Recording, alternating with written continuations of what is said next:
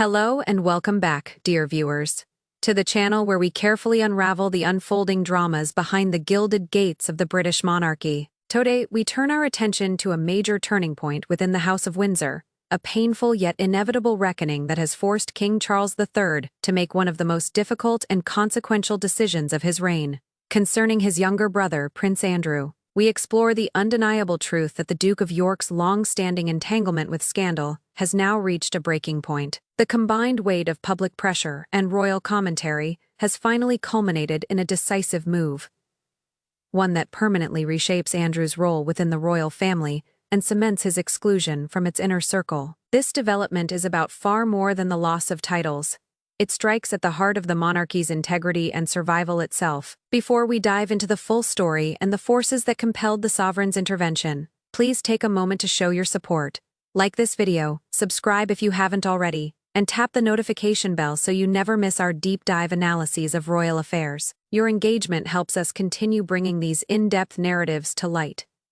For years, Prince Andrew has been a source of relentless scrutiny, his presence casting a long and troubling shadow over the carefully maintained image of the royal family, often referred to as the firm. While the late Queen Elizabeth II stood firmly by her second son, the accession of King Charles marked a new, more pragmatic chapter, one where institutional stability and public trust would outweigh personal loyalty. The latest turning point was triggered by unrelenting public demand. On the 17th of October, a date now etched into modern royal history, the palace could no longer ignore the call for accountability. That call, echoed by millions of Britons and amplified by leading royal experts around the world, was clear. The disgraced Duke must be stripped of every remaining symbol of official standing. The monarchy, long known for its cautious approach to internal crises, was left with no choice. King Charles and senior royal advisors were compelled to convene and determine a path forward, one that would protect the crown's credibility, even at great personal cost, behind closed doors. Discussions were said to be intense. The consensus was unavoidable. The institution could no longer afford the shadow of scandal. Then came the statement, and the so-called voluntary surrender. In a carefully worded announcement, Prince Andrew declared that he would no longer use his title, the Duke of York, nor any other remaining honors. Publicly, he framed the decision as an effort to avoid overshadowing the good work of his family, a gesture that appeared selfless on the surface. But insiders revealed a very different story. This was no act of voluntary humility. It was an ultimatum from the king himself. The title, once a proud symbol of royal heritage traditionally granted to the monarch's second son, had become a burden, a centuries-old honor, now transformed into a heavy weight dragging down the crown. The removal of the Duke of York title marks a significant and symbolic moment. Following his earlier loss of military affiliations, and the honorific His Royal Highness back in early 2022, amid the civil lawsuit brought against him by Virginia Giuffre, the fact that the royal family felt compelled to take yet another step in distancing themselves, demanding the cessation of his most recognizable title, underscores both the seriousness of the situation and the depth of the public's enduring distrust. To fully understand the weight of the king's decision, one must revisit the beginnings of Prince Andrew's dramatic fall from grace. For years, the prince's name has been entangled in international scandal, primarily due to his well-documented association with the late convicted sex offender Jeffrey Epstein. Details of their friendship, or rather, their entanglement, spanning years of travel, socializing, and questionable company, were exposed to the world in painful detail. Revelations of Andrew's visits to Epstein's various properties, even after Epstein's first conviction, caused severe reputational harm. Worsening the crisis were the devastating allegations made by Virginia Giuffre, who claimed in explicit, harrowing detail that Prince Andrew had sexually assaulted her on multiple occasions when she was a minor, having been trafficked by Epstein. Although Andrew has consistently and vehemently denied all of Giuffre's claims, the fallout was immediate and catastrophic. His ill-fated attempt to clear his name, most notably through his disastrous 2019 BBC Newsnight interview, only deepened the damage. Viewers widely criticized his performance as evasive, lacking empathy, and oblivious to the gravity of the accusations. The subsequent civil lawsuit filed by Giuffre in the United States marked the final break between Andrew and his royal duties. Although the case was settled out of court for a substantial, undisclosed sum, one that Andrew insisted did not constitute an admission of guilt, the reputational damage was permanent. The cost to the monarchy, both financially and in public trust, was immense. Just as it seemed, the situation could not deteriorate further. A fresh wave of embarrassment reignited the controversy, this time through a leaked email. Prince Andrew, the former husband of Sarah Ferguson, once again faced intense public scrutiny after correspondence emerged between himself and a controversial financier whose dealings were already viewed with suspicion.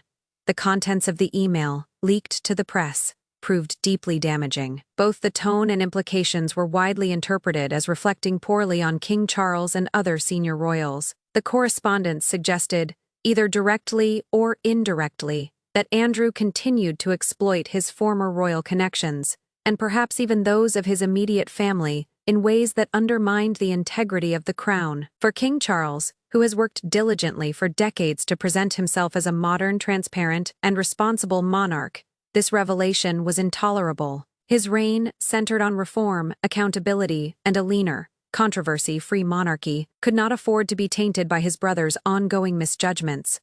The leak represented a tipping point. The king, realizing that his own authority and public image were being jeopardized, decided that decisive action was unavoidable.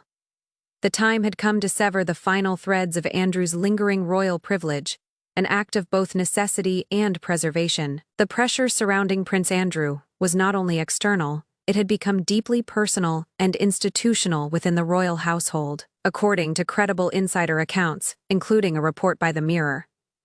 A private and deeply serious meeting was convened in which Prince Andrew was directly confronted by senior members of the royal family, possibly including King Charles himself. The conversation was stark and without sentiment. The message delivered amounted to an ultimatum. Andrew was asked one crucial, unambiguous question. Was there anything else yet to emerge from his association with Jeffrey Epstein? This single question determined his fate. Could there be more scandals waiting to surface? More compromising details, uncomfortable associations, or undisclosed communications that might again drag the monarchy into turmoil? Andrew's response, or rather his inability to give a definitive answer, sealed his destiny. He reportedly admitted that he could not offer any guarantees. That moment effectively ended any remaining hope of rehabilitation. For the sovereign and his advisors, such uncertainty was intolerable. The royal family could not risk being blindsided by another wave of damaging revelations. The monarchy survives on a foundation of stability, confidence, and a clear separation from controversy. Andrew's admission confirmed he was a continuing liability, an unpredictable factor in an institution that thrives on predictability. As one palace insider reportedly summarized, the scandal has consumed the royal family for far too long, forcing the king to step in and effectively exile him from royal life. This notion of banishment carries enormous symbolic weight. While it does not mean physical eviction, Andrew continues to reside at Royal Lodge. It represents a total and irreversible severance from public duty, institutional backing, and any semblance of royal authority. He now exists as a private citizen bearing only the residual title of prince, a marginalized figure surviving on the goodwill and private financial support of his elder brother, the king. As if the current situation were not already dire, a new and potentially devastating challenge now looms on the horizon, one that may have directly influenced the king's latest actions. Prince Andrew's troubles are far from over, as Virginia Giuffre's forthcoming memoir is set for imminent release. The book is scheduled to hit shelves this coming Tuesday, giving the royal family only days to brace for another storm of revelations. A posthumous or final memoir carries exceptional weight, offering an unfiltered and enduring account from the accuser herself. Given Giuffre's long-standing, detailed, and persistent allegations, expectations are that the memoir will reveal further disturbing information, possibly even more explicit than what has already been made public through interviews and legal filings. The potential damage to the monarchy from such a publication is enormous. Each new revelation, regardless of its legal ramifications, erodes public confidence and forces Buckingham Palace into yet another exhausting round of crisis management. Within royal circles, the release of this memoir is seen not merely as an unfortunate media event, but as a significant institutional threat, one capable of inflicting lasting reputational harm. It is widely believed that King Charles's decisive action on October 17th to strip Andrew of his remaining status and privileges was a calculated preemptive move. By doing so, the king signaled to the public that the monarchy had already taken its harshest possible measure before the memoir's release, thereby attempting to shield the crown from the impending fallout. The actions taken by King Charles III reflect a deliberate and strategic effort to streamline the monarchy and enforce the highest possible standards of conduct among its core working members. Unlike his late mother, Queen Elizabeth II, who often placed personal loyalty and reconciliation above institutional reform, Charles has adopted a markedly different approach, one defined by pragmatism and an unwavering commitment to the long-term stability of the crown. The ongoing Prince Andrew controversy has drained the monarchy of time, resources, and credibility. It monopolizes public attention and detracts from the vital work carried out by the King, Queen Camilla, the Prince and Princess of Wales, and other key royals who represent the modern face of the institution. By compelling Andrew to relinquish his titles and effectively excluding him from royal life, King Charles has sent an unmistakable message. There can be no compromise when the integrity of the crown is in question. The monarchy must project unity, moral authority, and a steadfast focus on public service. Andrew's inability to offer any assurance that no further damaging revelations would surface rendered him an intolerable liability. His removal, though personally painful for the king as a brother, was deemed an essential act of governance. Charles is consolidating his leadership and shaping the narrative of his reign around themes of accountability, transparency, and continuity, rather than perpetual crisis management tied to past scandals. The symbolic weight of the Duke of York title cannot be overstated. Historically, it denotes seniority, loyalty, and a readiness to support the sovereign. By demanding that Andrew cease its use, Charles made it abundantly clear that his brother is considered permanently unfit for any such role, now or in the future. In practical terms, Andrew has been relegated to the margins of royal life, a figure visible only by circumstance, never by royal endorsement. His public silence and absence from official duties underscore his new reality. A prince in name only, existing outside the operational heart of the monarchy. What has unfolded is not merely a family dispute, it is a constitutional and reputational necessity born of circumstance. Prince Andrew's failure to reassure the king about the full scope of his involvement with Jeffrey Epstein, combined with unrelenting public outrage, made the decision inevitable.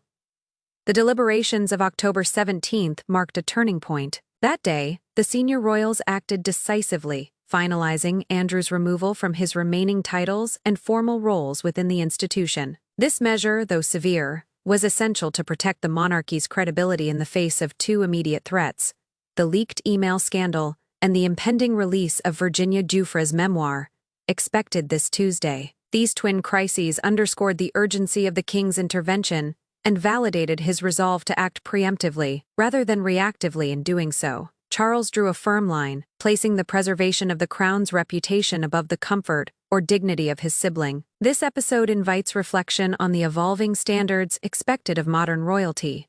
In today's world of relentless media scrutiny, transparency, and moral accountability, every past action, however distant, remains subject to public judgment. As Prince Andrew has now learned, proximity to the throne comes with an unforgiving price: absolute accountability. We would love to hear your views on this pivotal royal development. Do you believe King Charles's decision to banish his brother was justified, or should the monarchy take even stronger measures, perhaps stripping Andrew of his princely title altogether? Share your insights in the comments below. And don't forget to like, subscribe, and stay tuned for our next detailed update on the latest events shaping the House of Windsor. Thank you for watching, and as always, we look forward to reading your thoughtful perspectives. Goodbye for now.